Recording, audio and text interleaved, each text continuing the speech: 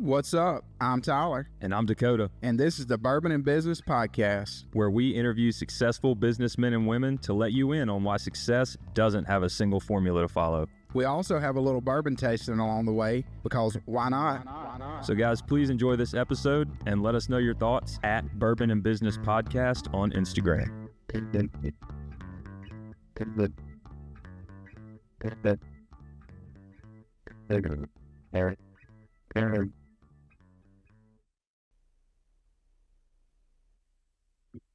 Coming to you from the Bourbon and Business Studio here in the Capitol Club in downtown Jackson, Mississippi. I'm Tyler. And I'm Dakota. And this is the Bourbon and Business Podcast. How you doing this morning, Dakota? I'm incredible. I guess this afternoon. It's kind of the afternoon. How are you? So whatever you want it to be. Yeah. So, I'm doing great. How about this view we have here at the Capitol Club? It's the Capitol Club, man. Best views in downtown Jackson. Panoramic skyline here.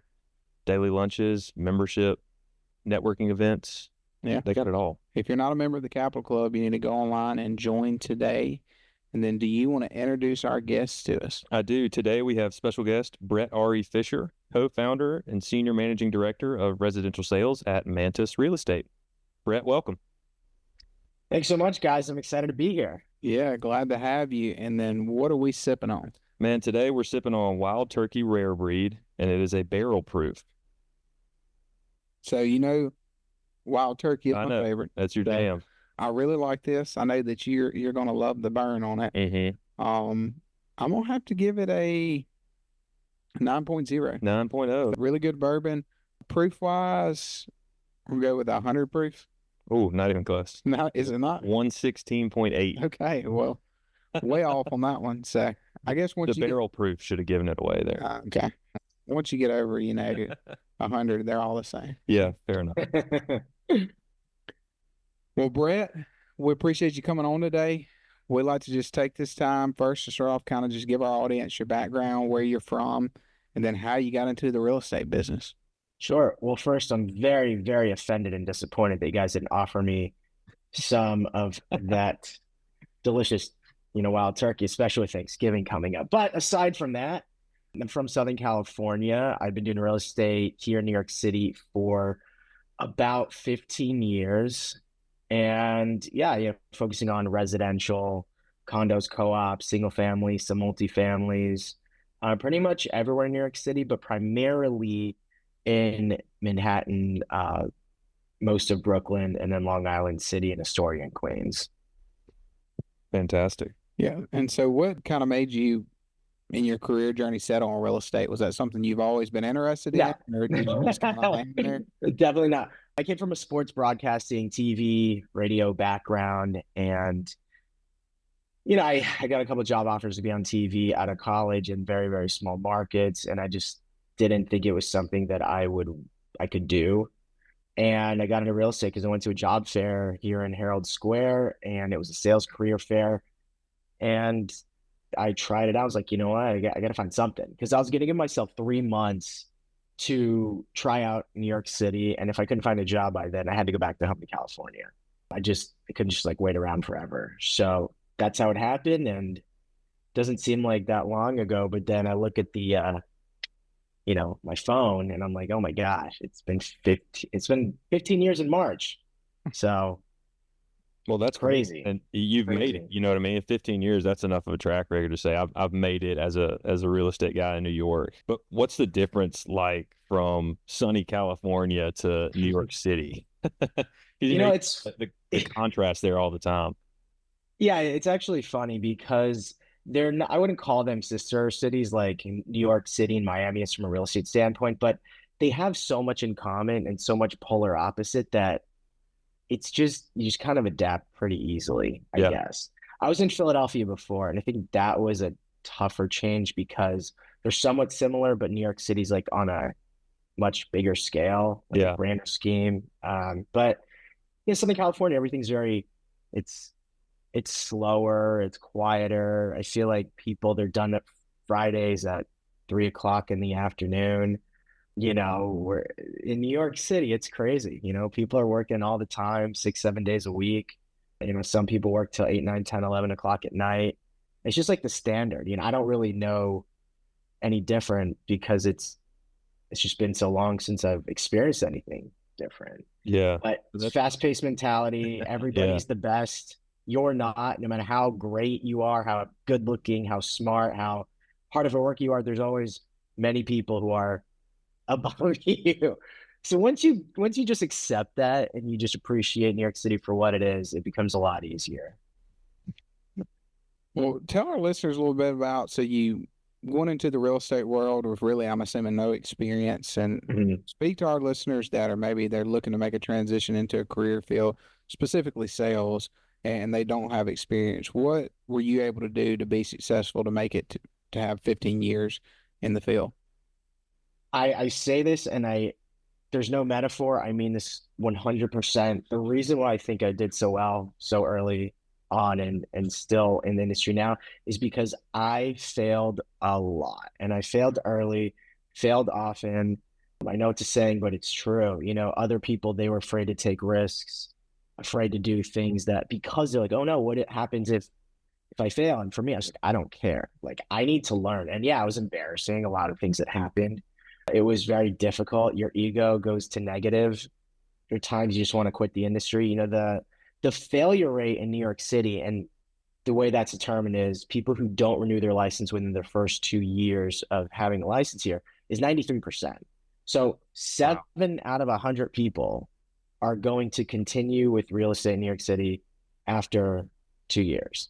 So whether they quit after a day, never do it again, or they go 2 years, they just don't renew their license, whatever it is. But I mean, it's crazy. It's competitive. But I think because I failed so much early on, I was like, all right, I know what not to do next time. And that was really the biggest way I learned.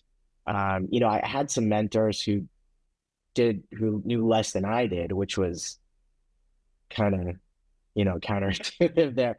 But one person who really, really helped me out a lot, you know, he unfortunately passed away, but he really helped me get to that next level and kind of, you know, have that focus that I needed to have, and help me with direction. And he didn't bullshit me. He was very straightforward with me. And that's something I really appreciated, because, you know, they can be nice, but for me, I need to learn, I need to grow. And if people are too nice and they don't tell you exactly what the reality of the situation is, as opposed to what you'd like to hear, it's hard to get to that next level. So yeah, no, that's really good, man. Can you give us some specific examples of like how you failed? I've always been curious, you know, a lot of people are like, oh, I failed. And I'm like, well, what does that look like for you? What is a failure? Like getting a no on a phone call, or like that's a great question, into an event and it just flops, you know?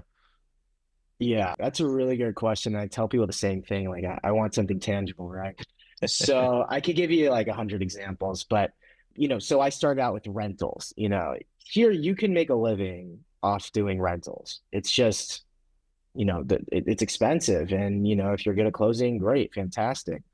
And there were a lot of times where my company told me to advertise things, like they would say to put a price a lot lower than it is. And then, you know, people contact you, and then, you know, you show them, and then you can work with them from there. So I didn't know. I don't know if it's officially legal. It's definitely unethical, but that's what I was taught. And on 4 occasions, I mean, I remember them very vividly, I would go there and the person was like, well, this is the ad that you advertised. And the head broker, who's, you know, the leasing agent, is like, those haven't been the prices in over 3 years. So if you're and then like 3 of them called me out. It was really bad. And all 4 of them never worked with me again. I found out 2 of them ended up getting the apartment that I showed them, and I didn't get credit on it. That it was hard. Yeah. You know, stuff like that, where you're advertising, you're told one way, you think you're doing the right thing, and then it's not, and you're just totally embarrassed. It's one thing to fail, but to fail and for them to like really just call you out in front of your client, I mean, it's tough. Times where I remember my first month, I had like 8 or 9 applications in, which is a lot, especially if you just started out. And like all but one of those fell through for one reason or another, whether it was because of credit, whether it was because of they had an aggressive breed, whether it was because they, you know, their income wasn't as strong, or I just didn't know that you could use a guarantor. I didn't even know what a guarantor was. I don't know if you guys have guarantors where you are, but, you know, all these things that I was just like, some of them, I probably could have closed half of them if I knew the right question to ask in advance. Sure. But when those things happen, it's like they don't want to work with you again. It's like, so you lose the application, they don't want to work with you, and you count the money in your head. It's very, I don't do that anymore. I haven't done that in a long time. But you start counting the money as soon as somebody's interested. You're like, oh wow, I could spend money on this, spend money on that. And you just fail nonstop. And it's tough. It's tough enough not getting the deal done. Like that's hard enough, but because when it's a stupid mistake, people get mad at you. I didn't know that a couple of months in, I didn't know that a luxury building meant it has a doorman and laundry. The nuance, there's right? Yeah, I mean, it's a couple months in, but like the guy's like, are you kidding me? Like, what? And for me, like, it's interesting. You're like a year, 2, 3 years in, you feel like you're really, really experienced, right? Yeah. Until you get to 10, 15 years, you're like, no, not at all. So like 3, 4 months in, I felt, dude, I got this. I know all this stuff. I know all the lingo. And I was still making the same mistakes. But because of those mistakes, later on, I made sure not to make them again, because I really think that in real estate, it's better to be lucky than good. But in the very beginning of your career, I think it's more important to be good than lucky, because if you're lucky in the beginning and you think that you can continue doing the exact same things over and over and over again, it's going to cost you your career, because you're not going to work as hard. You're going to think you can get away with everything, and you can't. There's a lot of hard work, dedication, and you have to put in, and also efficiency. Yeah. But that's from the rental side. Sales side is crazier, insane. Tyler gave an example one time on a past episode. I think it was another real estate guy actually, and it was on the commercial side. And Tyler was saying that he had a deal at a previous employer that he was at and Tyler's in insurance, for those of you that don't know. And it was like the biggest deal of your career, right? Mm-hmm. And correct me if I'm wrong here, but you had to tell the people no because you weren't ready for that deal, but they were ready to move forward. Yeah. And now you're prepared for that. But that's kind of a testament to what Brett's talking about here. When you're early on, it's better to be good than lucky, because if you get lucky and you have a deal like that and you butcher it, then your name spreads as, oh, he can't do it. He's not good enough for it. He doesn't have the knowledge. He's rude, whatever happens in that situation. But you were able to say no and then come back later, and you've been able to say yes since. Yeah. Yeah. I think the biggest thing, one thing you touched on, is just being persistent, having a schedule that you stick to daily and daily tasks that you complete. In the sales world, like you said, you said a good thing not to count the dollars before you actually make the sale. Easy to do that. And in our world, I don't know how it works in real estate, but you can sell something and then it can cancel and you can actually get charged back for that. So, you have that aspect in our world too. But I always tell my agents, like, hey, if you will actually stick to the daily process, like this process will make you successful. That's what sets the people that make it apart from the ones that don't. And like you said, the ones that are lucky early on typically fizzle out because they don't have that process and the work ethic to make it long in the game. And it is a long game in sales for sure. It definitely is. I mean, especially when people are buying and selling, it's a much longer process than it is the rest of the country. So, well, tell us a little bit about the growth of MANTUS Real Estate. I hope I'm pronouncing that correctly. And then your multiple appearances on Bravo's $1 Million Listing New York, because that's awesome. Yeah, I mean, we manage 400 apartments, and my business partner handles all the rentals. I handle all the sales. It's just a good dynamic, but we're pretty small groups. We don't want too many people. I'll collaborate with anybody, anyone in real estate. I think it's good to have those relationships, but in terms of people working with me, you have a very structured system, things that I follow, and I don't think, it's not that I'm mean. It's just that I have expectations for certain people. We have to make sure that we're meeting those. So, that's the thing with MANTUS, but we have, we do a lot of business, which is great. And, I think it's testament to, my business partner, Adam, and just, the training that we've done in the past. And we still, I think, like, no matter how experienced you are in any industry, you should always, outside of continuing education, which is required, I think you should always actually get, more education, go to seminars, go to events. And because if you can pick up one thing and add that to your current business model, it makes a huge difference. So, and that's a big part of it. And then, sorry, what was the other question? How you, or just about your multiple appearances on Bravo's listing. Yeah.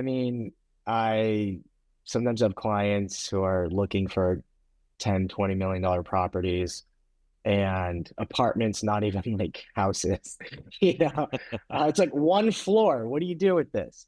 Yes, I bid on a decent amount. I used to work right next to Steve Gold in the same office. He was on $1 Million Listing. I was on before he was on too. But it's fun. It's definitely entertainment. A lot of the stuff is it's fun. It's fun. Not everything is 100% accurate, but it's a good time. And I actually haven't seen any of those episodes I've been in. People have sent me clips. For me, I don't care. Most people in real estate, it's like whatever. Yeah. It's more so some of my clients or some other people like, oh my God, that's you. And I'm like, I guess it is, Yeah. No. I'm just doing my job, man. Yeah. Well, it's always weird too to go back and watch yourself, or even like on this to listen to yourself talking. It just, I don't know, it seems weird when you're listening back to yourself. You're like, oh, I should have said that's different, or I should have did this different. But in the grand scheme, people watching or listening are not paying attention like you are. Oh, I'm just thinking about how good I'm talking and how great I look. Yeah. Yeah, I know. Whenever I hear myself back, I'm like, I sound like a 12-year-old girl. So that's good to know. I'm like, no, you don't. And then I'm like hearing the voices. I'm like, yeah. I'm used to it. It's fine. It's all good. Well, they always say you are your own worst critic. Yes, that's 100% that's how it works. Well, tell us a little bit about, because we're here in Mississippi. Obviously, the real estate market's a lot different in Mississippi than it's New York City. What's the market like in New York City, and what do you expect in 2025? Well, that's a 10-hour answer if you want the real version. But in general, here's the reality of the market. We have so many different submarkets. For example, New York City, right? And then you have, let's say, Manhattan. Then let's say you have, we'll just say Chelsea. And then within Chelsea, are you looking at condos, co-ops, single families? And from there, it's like, is it, if it's an individual apartment, is it a studio? Is it a 1-bed? Is it 2-bed? Is it 3? I mean, what are the finishes like? What's the exposure like? How big is the square footage? What's the layout? What's the developer? What are the monthlies? All those are different markets. So, Mississippi, you could say, hey, there's 2 houses right next to each other, about the same size. Exterior conditions pretty much the same. They should be around the same price. That's not how it works here. So because of that, the market overall could be really, really high. And then, in a particular building, it could be really bad, but that one particular apartment is really good. So it really varies on all those different aspects. In general, it's more of a buyer's market than is a seller's market. Rates went down a little bit, then they went up. We're expecting it to go down a little bit, after the election or after, January, but it's hard to tell. Yeah, there's still a lot of people buying out there. That's the thing. People are still looking for a deal. Things are still transacting. But the question is, what's the purpose of buying? And once you get that question, you can kind of tell them, well, this is what the market's like for your exact situation. That's good, man. Obviously, the markets are going to be a lot different, but it sounds like your market is diversified enough to where it's almost like, well, if 2 or 3 things are just really, really slow, really dull, just no movement, there's opportunity elsewhere, right? Absolutely, yeah. One of those things has to be kind of climbing or hot, right? There's too many people there for all of those to be declining at the same time. That's correct. And remember, price point makes a huge difference. You can have the exact same apartment right next to one another. And maybe one's priced really high, one's priced lower. The lower one, it could go right away. So, you have to, comps are done very differently here than elsewhere. Like I talk to other brokers, they tell me what they send, and I'm just like, yeah, that would never fly here.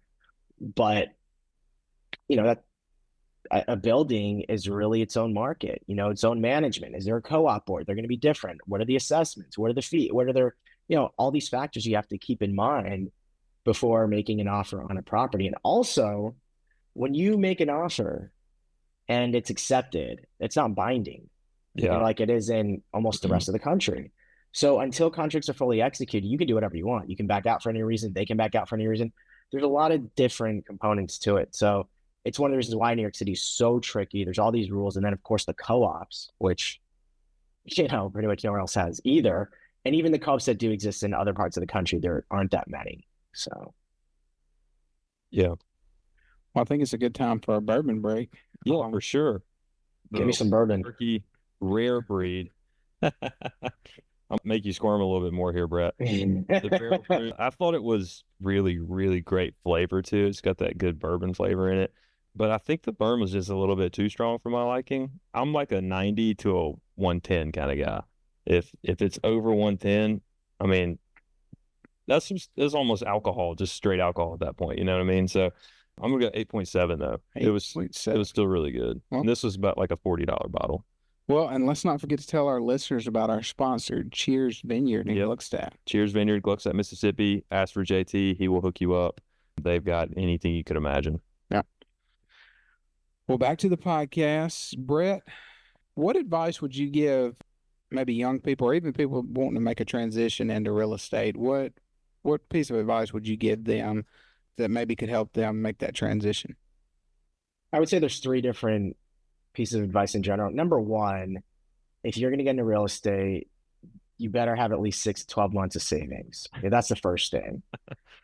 Or you better have wealthy family or somebody who can give you money, because there's a strong possibility that you're not going to be making any money. You might even be losing money in net after your first 6 to 12 months. So that's one thing. Number 2, as I talked about before, fail often, fail quickly, but learn from your mistakes, because you're just failing and you're not learning. Well, then that's a problem, right? Yeah, there's so much you can learn in any industry. And that's not just real estate, in any sales job or anything at all. You know, if you put the time, you put the dedication in, and you're slowly getting better every single day, you are going to grow a lot faster than others. And don't get discouraged. You know, it's part of the business. Sales, everybody fails. You know, sales is similar to like, you know, auditions for theater. You know, the rejection is high, but when you do get those, you know, those closings and whatnot, it's a great feeling, not only because you're making commission, but also you made a difference in somebody's life. So I think that's really the biggest thing. You know, have money, get ready to fail, and, you know, learn something new every day. But you can't just treat real estate like a job, and you can't treat it just like a business. You have to do both. You know, what are you doing your 9 to 5s? What are you doing every day to get yourself better? And also, what are you doing to plan for 6 months in advance, 12 months in advance? You know, when it's after work hours, what are you doing to enhance your brand, to make you more knowledgeable about the industry and the market and you know, the inventory? Yeah. Well, and I think, you know, a lot of times, especially people in sales career that have been successful, everybody always sees the end result. They're like, oh, look, you know, look at the life they're living, what they have, but they see the, you know, the 10, 15 years that you put in to get there. And it's still, even when you get there, you know, in sales, it's like a roller coaster. It never slacks off. The work has to keep, you know, being put in, and there's never a time that you can stop. And I think that if you are looking to make a career change, you know, make sure that you're willing to, you know, pay the cost of what it takes to be successful, because it is, like you said, you spoke, work until 10 o'clock at night, you know, on the weekends or whatever. You don't have, when you're in sales, you don't have a schedule. There's not a 9 to 5. There's, hey, you get the work done. You work until the work is done. And I think so many people miss that when they're wanting to go into sales. They just say, hey, well, I'll just show up 9 to 5 and, you know, I'm going to be successful. Probably not, if that's the effort that you put in. So great words there. Yeah, for sure.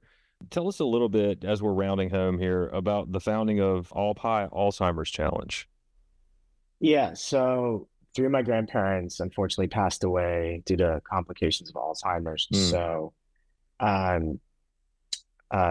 not 8-9 years ago, I started this fund to help raise money for the Alzheimer's Association. And I've been involved in different Alzheimer's groups. For me, it doesn't really matter. I mean, the money was going to the Alzheimer's Association, but I don't really care where it goes to.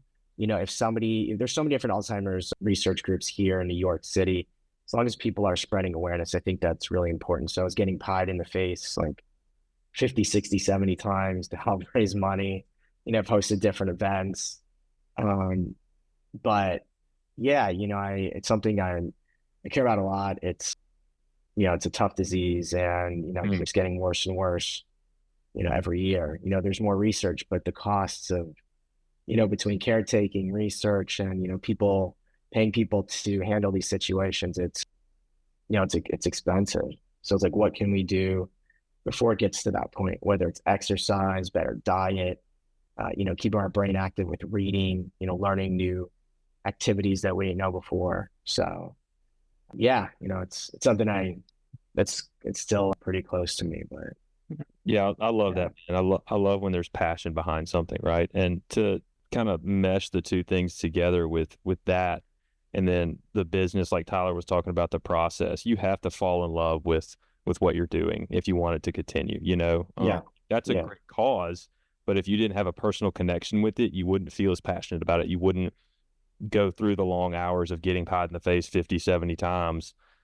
Be like, why am I doing this? I don't even have a connection to it. We're human. That's just how we work. So if you can draw a connection, whatever that is, to your business, to your sales process, to an organization that you start, to a nonprofit, anything like that, then it's going to continue through the hard times, right? It's going to be not easier necessarily, but more worth it to continue and push through.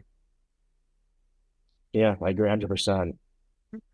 Well, Brett, we like to always take this time. Typically, we'd get your thoughts on the bourbon, but obviously, you don't have the bourbon today. But we like to take this time. Say we have someone listening and they're in the market for real estate in New York City. What would be the best way for them to find you or even to follow you on social media? Sure. Social media platform I check the most is Instagram, and my tag is the New York City Broker, everything spelled out. So TheNewYorkCityBroker. It's a lot of letters, but if you just spell it out, the New York City Broker, it's easy to find me. Or you can email me, brett@thenewyorkcitybroker.com, or check out my website at thenewyorkcitybroker.com. So if you remember that, it's I'm very responsive. Well, I like that it's uniformed across all platforms. You do have great content out there too. Thank you. It's good stuff. You only have to remember one thing. Well, we'll appreciate you coming on today. It's been a great episode. We got some great information. And for all our listeners, please, however you stream this podcast, if you would give us a rating and then follow us on social media as well. And we will see you next week. Thanks so much, guys, and have fun with the bourbon. Yeah, appreciate it. Hope you guys enjoyed this episode. If you have any feedback or would like to be featured, reach out to us at bourbonandbusinesspodcast@gmail.com. Or find us on Instagram at Bourbon and Business Podcast. Thanks again for listening. Follow us for more content and info on the next episode.